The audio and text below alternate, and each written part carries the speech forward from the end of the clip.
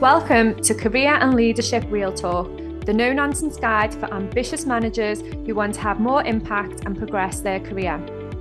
I'm Pamela Langan, a job search coach and expert CV writer specialising in helping frustrated professionals land the jobs and pay rises they know they deserve. And I'm Jackie Jagger, a leadership and mindset coach specialising in helping newly promoted and new to role leaders to avoid the dickhead trap and lead with confidence. Between us, we've helped hundreds of leaders and managers to find new roles, take ownership of their careers, and handle the challenges that job searches and leadership responsibility inevitably bring. And now we're joining forces to share with you what we know has worked for our clients. Hello and welcome to this week's episode. So this episode has come about because we've had quite a few people messaging us and asking us to talk about different things on the podcast. And one thing that we noticed that's had a real common theme lately is around difficult conversations, how to have them. When you're a new manager, how do you start with learning how to deliver those difficult messages and have those difficult conversations? And one thing that we thought would be really useful and something that Jackie actually does lots of workshops on is something called Radical Candor. Not many people have heard of Radical Candor, but honestly, once you've read the book or you've listened to the audio book, you will absolutely love it and wish you would have known about it so much sooner. I'm going to let Jackie talk through the framework because it's an absolute brilliant framework and Jackie knows a lot more about it than I do. Jackie, talk us through Radical Candor. Yeah, so this is one of my favourite frameworks, and it's one that, like you say, I do use this quite a bit in workshops because what used to be called difficult conversations and the iterations that it's gone through, so then challenging conversations and now courageous conversations, it's all kind of different terminology, but it's one of the most commonly requested pieces of leadership development because as a leader, you have a responsibility to have those conversations. There are messages that you need to deliver that your role requires you to deliver.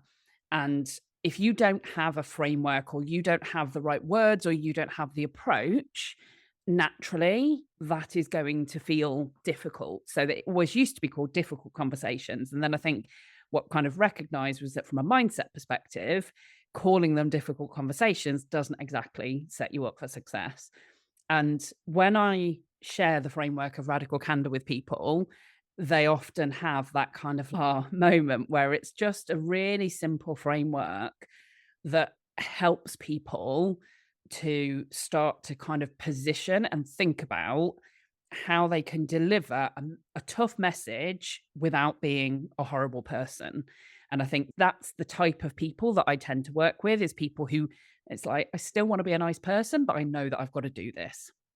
Radical Candor is a framework by an author called Kim Scott, and a lot of her background was in fast-growing tech companies in America. So a lot of her examples that she shares in the book come from her time at Google. And the idea behind it is that there is effectively two kind of dimensions that she talks about when you are delivering framework. So two things that matter. And one is that you care personally about feedback that you are giving. And the other is that you challenge directly. So there's a YouTube video where she explains it herself. It's 6 minutes or so, and we can put a link to that in the show notes. But in essence, her message is show that you care personally and also challenge directly. And that's where you will get the greatest impact in terms of your message landing, and you will avoid some of the mistakes that are common if you feel uncomfortable or if you feel reticent to have a challenging conversation. So by caring personally, she's really talking about introducing that kind of human element of we're not robots. There's this element where you go into work and there can be this feeling that you're supposed to leave all emotion behind and put a professional mask on. And her philosophy is very much about we're all humans. When we turn up at work, we're all just flawed, imperfect people. We all have lives beyond work. We all have other stuff that goes on. And so showing that you have some kind of care, compassion, empathy for somebody and that you see them as a person rather than just robotic number employee is really important. And that if you don't have that, then the risk is that your message isn't going to land because people won't have the trust that you're actually delivering it with their best intention at heart. So, care personally is the one dimension, and then the other is this challenge directly.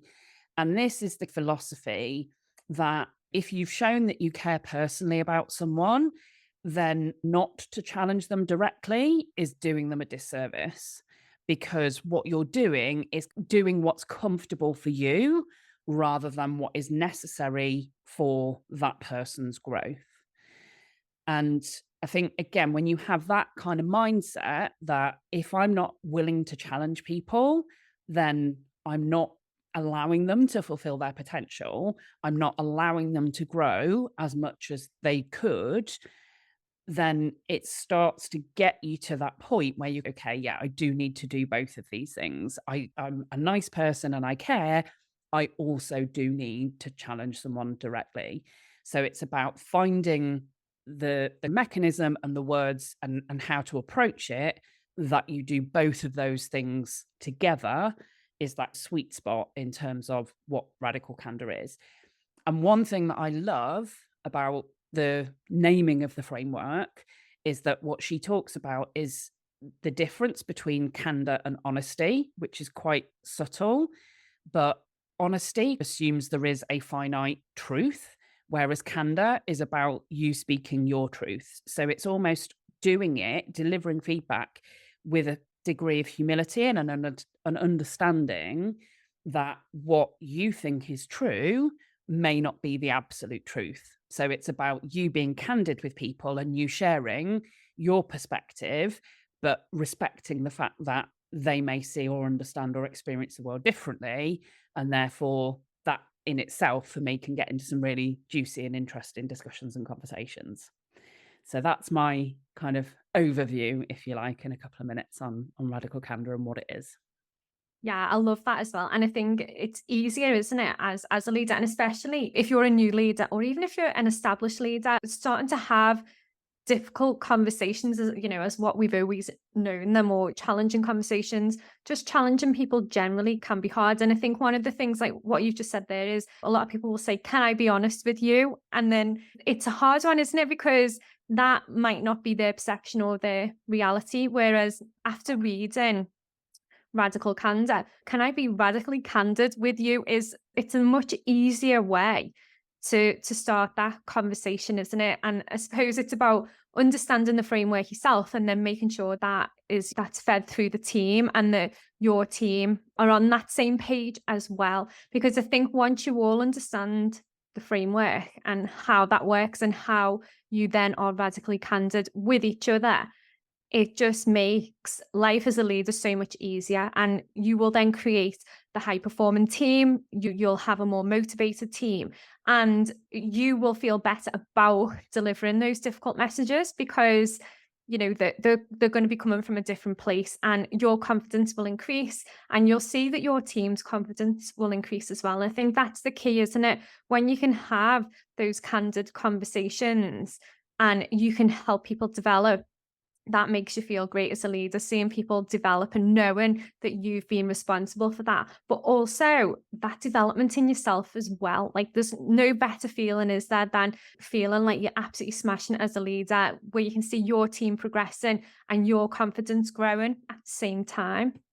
Absolutely. And I think, first off, picking up on that point that you said about that kind of common language and working within a team, yeah, I feel that is really useful and really helpful. And that's part of why the workshops work really well, because it's not just one person adopting this approach and suddenly being more candid than they've previously been. It's about that kind of awareness of that shift to, we're going to have some conversations that might feel a little bit uncomfortable from time to time, but this is what we're aiming for. And then we can also then gauge how well are we doing that? Are those conversations different now than what we used to have as a team? And are we finding the language and the approach and the ways that make some of those messages land differently Because if you get a tough message from someone who cares for you, still thinks that you're great, then it's not a judgment on you as a person, it's for your development and growth, that lands so differently than if you get that same message from someone where it feels like a judgment or a criticism. So it's so important to have that relationship investment. And I think the other thing is, although it's a really useful framework for those challenging conversations, surrounding it, what she talks about is two things. One thing she talks about is get it before you give it. So, as a leader, she suggests having a go to question so that you can get radically candid feedback from your team and make it easier for them to give you feedback. The other thing is that she talks about having a ratio of 3 to 1 in favor of radically candid praise, i.e., specific, showing that you care about the person and being direct about that specific thing that you're praising somebody for.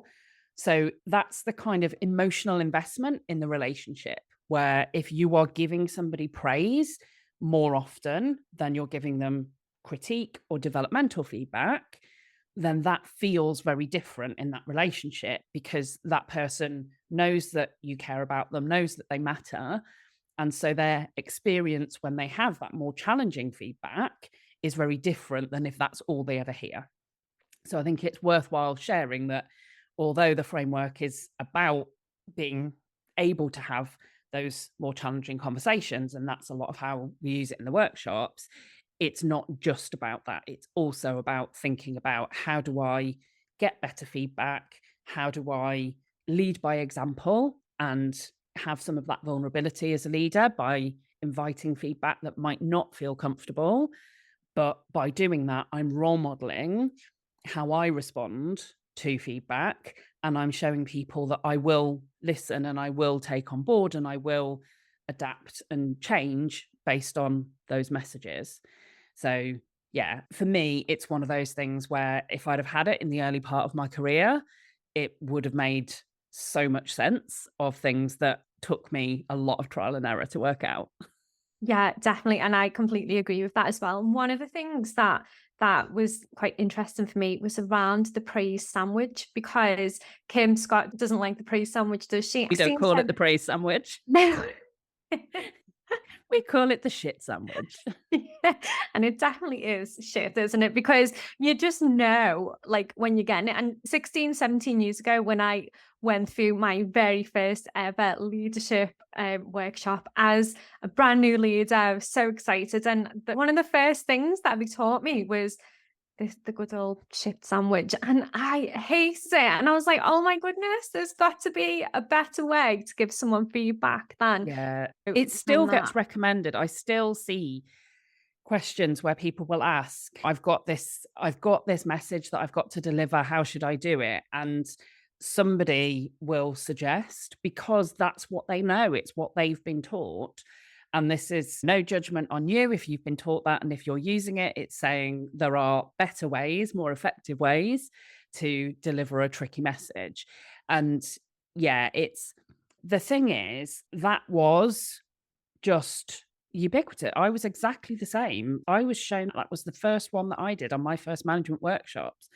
And that was donkeys years ago, but that was seen as the right approach at the time. So yeah, I feel like probably just massive solidarity with Kim Scott for, yes, let's get rid of it. Let's banish it. It is terrible. It does not land well. Yeah, and I suppose as well, I think, one of the things that it is difficult, I think, whether when you're a new leader and also when you're an established leader, because I suppose there's two sides of it as well, showing how you care personally about someone so that when you do deliver those challenging messages or have those challenging conversations, that it lands in the right way. And I suppose as a new leader, you're learning how to build that rapport with your team. You're learning how to get to know them in a way that's not too friendly, that you're still leading that team without becoming too friendly with the team. So there's a fine line, isn't there, between becoming too friendly. My view around that is anybody that I've ever managed, I've always been really friendly with, but I've also delivered the feedback and delivered the challenges, and the way that I work and the way that I've always taught my staff, trained my staff, developed the people that have worked for me in the way that you get to know the people. And one of the things that I did was ask them, how do you want to receive feedback from me? If I need to challenge you, how do you want to hear that from me? If I'm going to give you praise, how do you want to hear that? Because for some people, if you're just delivering praise and criticism or performance related feedback, if you're delivering it in the same way for every single person, it might not land right with all of those people. So I always ask people, and I think you can do that as a new leader. Sometimes it can be easier to do that because you're learning and you're new and it's known that you're new. So it's okay for you to ask those questions. But when you're a more established leader, I think some of the challenges that you find is adopting new ways of working, because you've been doing something a certain way and now it's okay. How do I change? How do I start integrating this? And the easiest way is just asking people, what is the best way for me to deliver X, Y, and Z to you? Because if you ask people, and a lot of people will say, I don't know, I've never been asked that question. That's what I used to hear a lot. And I used to say, think about it. Or what I'd do is I'd say, I'm going to give you this feedback or there's some observations or whatever, and see how it lands with them.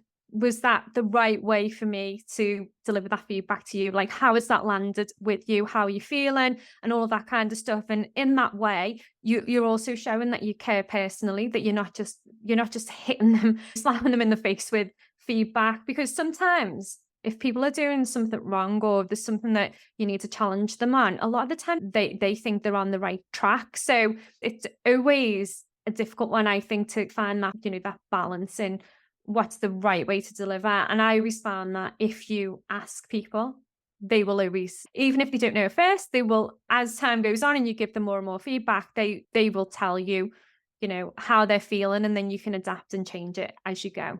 And that's about that kind of ongoing building of the relationship. And people won't always know the first time you ask them that question. But by asking them that question, it then provokes that thought. And then there may be realizations later. Or, like you say, as you give it, you can then gauge, how has that landed? How is it that's felt? And you can read people's body language and you can ask them the question of, so how has that landed? What's happening for you having just received that message? And I think it's a really interesting one, that question about, can you be friendly? Can you be friends with team members at work? And I know I've had this with leaders that I've worked with where they've had that kind of worry, if you like, of, I've got to stop being friends with anyone at work once I get to a leadership level.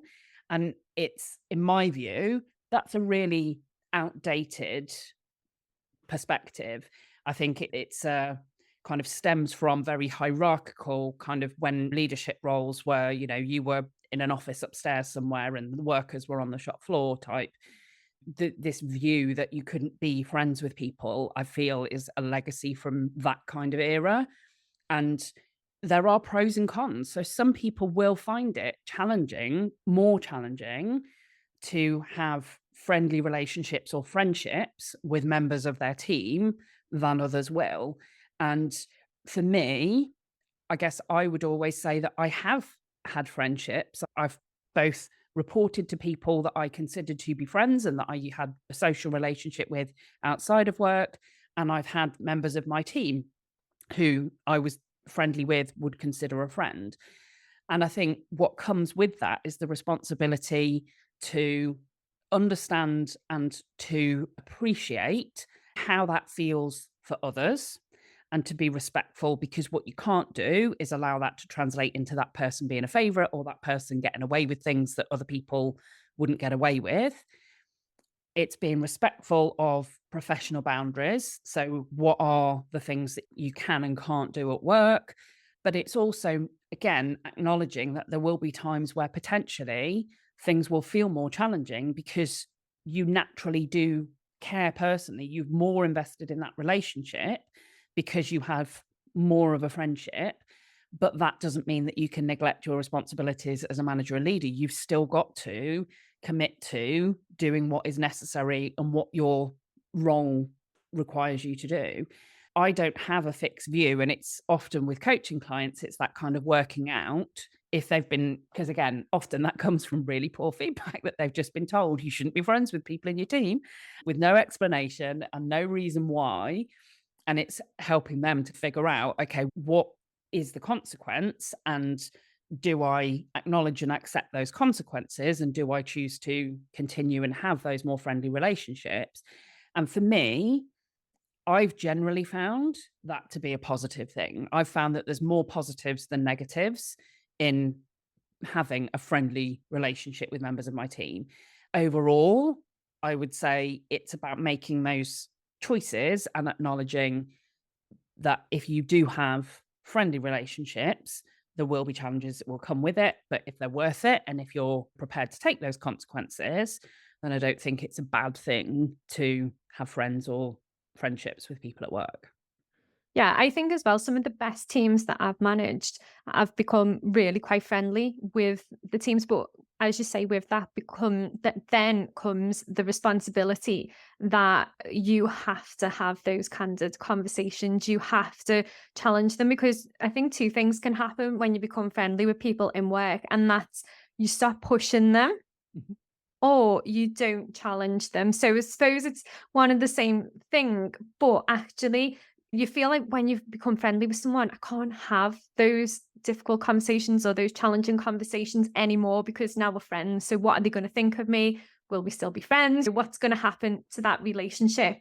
And I think as the friend, as the leader, it is your responsibility to make sure that you are consistently pushing people forward, helping them to develop, making sure that as a team, you're working together, that you've got that motivated team. And I do think that comes from being able to challenge. It's always about that stretch and challenge, isn't it? When you're challenging people to achieve, that's when they're motivated. That's when they're striving to achieve things. And that's when they're motivated to come to work. If you let your team become stagnant and there's no real challenge there, then that's where people get bored, they start leaving, they lose interest, don't they? And it's you can see that sometimes in teams, especially like when you go into businesses to support businesses with their teams, and from a leadership point of view, you can really see where people have lost interest. And it's nice, isn't it, to be able to go in and give them that little bit of a boost and give them some different things to think about and some new ways to process things. And I absolutely love doing that. And I know that's something that you absolutely love doing as well. And it can make such a difference. And you can see within a matter of weeks, once people start looking at things through a different perspective. And it really does help drive the team forward and the business forward. And at the end of the day, that's what you're there for, isn't it? Yeah, absolutely. And I think if you are in that boat where you've got that element of either your team are perhaps not motivated or as engaged as you'd like, or you've maybe got the flip side where you've got those friendly relationships and it all feels a bit comfortable as opposed to there being enough challenge, then Radical Candor is a really helpful framework. And yeah, absolutely can't recommend highly enough that you go and read the book, have a look at the YouTube video that we'll link to in the show notes. And if you do need support with that, if you do want some external support, then do drop us a line, get in touch, because for both of us, there is that massive passion in ensuring that teams can support and work together effectively. So, as ever, thank you for listening. If you have enjoyed this episode, then please do share it with anyone that you feel it would be helpful for. And please do rate and review on whatever your podcast platform of choice is. We absolutely love reading when people have, especially the written reviews, when people have taken time to share what they've learned and what they've put into practice as a result of it is brilliant for us to be able to see. So yeah, give us some radically candid praise if you found it helpful, and we will be back with you next time. Thanks for listening. Exciting news from us. If you're an ambitious leader or manager earning 50k or more and you're ready to take your career to the next level, we have an opportunity for you. Introducing Catalyst Career Club, your secret weapon for unlocking career success. As a member, you'll get access to monthly live training sessions, exclusive job opportunities, and the ability to get personalised advice from us on your toughest career challenges. We've helped thousands of driven leaders like you secure significant pay rises, land dream roles, and thrive in their careers. And now we want to support you in achieving your most ambitious career goals too. Membership is just $6.99 per month with no contract or tie-in. And as a special bonus for being our podcast listeners, you can use the code podcast at checkout to get your first month for just £1. Head over to pamelalangan.com/Catalyst Career Club to sign up now, and we'll see you inside.